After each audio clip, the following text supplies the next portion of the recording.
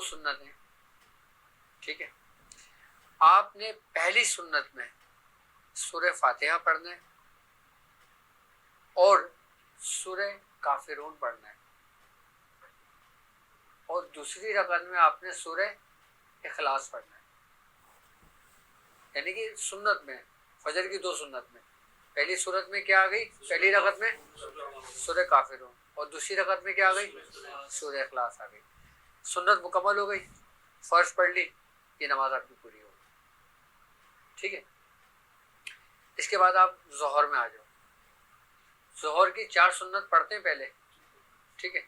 پہلی رکعت میں سورہ کافرون پڑھنا ہے، دوسری رکعت میں سورہ اخلاص پڑھنا ہے، تیسری میں سورہ فلق پڑھنا ہے، چوتھی میں سورہ ناس پڑھنا ہے.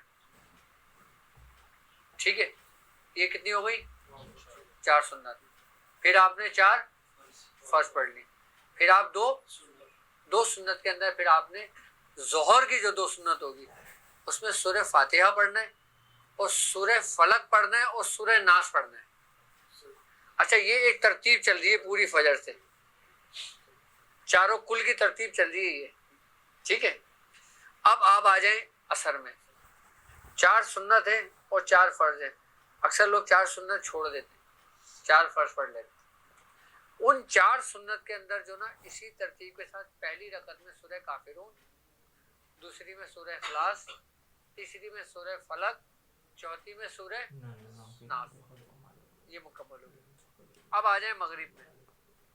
3 فرض پڑھ لی، پھر 2 سنت میں آپ نے کیا پڑھنا ہے؟ پہلی رکعت میں سورہ کافرون، دوسری رکعت میں سورہ اخلاص. ٹھیک ہے. اب آپ عشاء میں آ جائیں. عشاء کی 4 سنت پڑھتے ہیں. پہلی میں کیا پڑھنا ہے؟ سورہ کافرون، سورہ اخلاص، سورہ فلق، سورہ ناس. ہو گئی ترتیب. پھر 2 سنت بچی، پھر آپ نے سورہ فلق اور سورہ ناس پڑھنا ہے. یعنی کہ فجر کی سنت اور عشاء میں یہ پوری ایک کڑی اور ایک زنجیر بنی ہوئی ہے، ایک ترتیب بنی ہوئی ہے. کس کی؟ جو ہر نماز ایک نماز کو اپنے ساتھ جوڑ رہی ہے. کس کے ذریعے؟ چاروں کل کے ذریعے. آپ فرماتے ہیں کہ جو شخص اس ترتیب کے ساتھ یہ پڑھتا ہے وہ حصار میں ہو جاتا ہے، اس کے اوپر جادو اثر نہیں کرتا. وبائیں، بلائیں، مصیبت، پریشانی اس پہ اثر انداز نہیں ہوتی. یہ نظامیہ خاندان کا وہ طریقہ کار ہے جو میاں حضور نے مجھے تعلیم کیا تھا. اور آپ نے فرمایا تھا کہ اگر کوئی شخص اس چیز کا خواہش مند ہو کہ وہ اس کو ولایت دی جائے، اس کو کوئی ذمہ داری دی جائے، وہ اس ترتیب کے ساتھ ان 5 نمازوں کا اہتمام کرے. اور اس کے ساتھ تہجد کا بھی ہے. کیا؟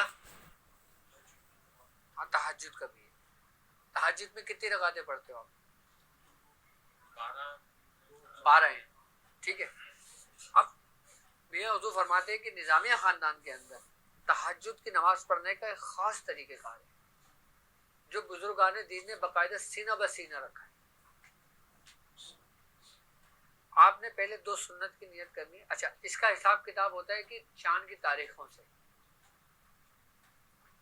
یعنی کہ چاند کی پہلی تاریخ سے لے کے چاند کی 15 تاریخ اور چاند کی 15 تاریخ سے لے کے چاند کی 30 تاریخ.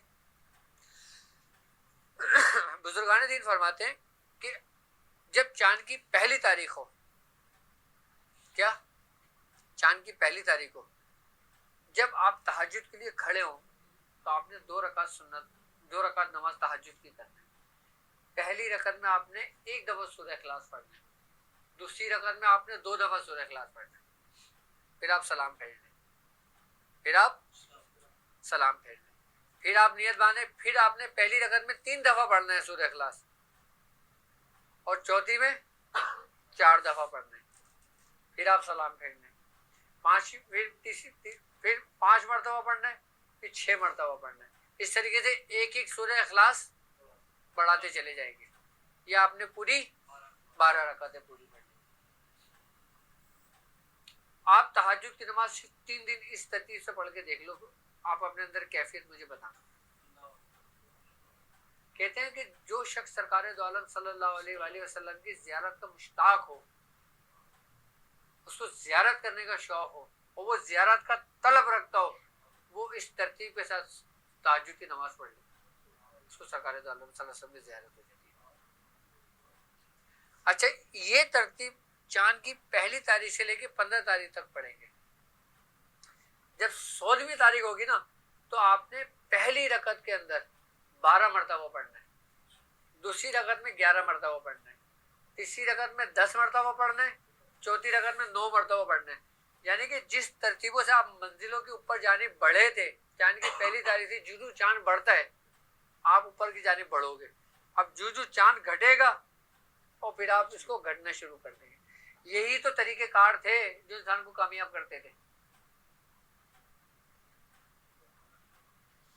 یہی طریقہ کار پوچھنے کے لیے تو بزرگان دین ایک جگہ سے دوسری جگہ میلوں سفر کرتے تھے، اور بزرگان دین اس وقت بتایا کرتے تھے جب محفل میں تمام لوگ چلے جایا کرتے تھے، کیونکہ جس کی جو طلب ہوتی تھی وہ اس کو ملتی تھی۔ اور اب کتنی آسانی ہو گئی ہے، بے طلب مل رہا ہے، اس لیے اہمیت نہیں ہوگی۔ ہاں، ہمارے پاس نظامیہ خاندان بھی ہے جی، حضرت شیخ نظام الدین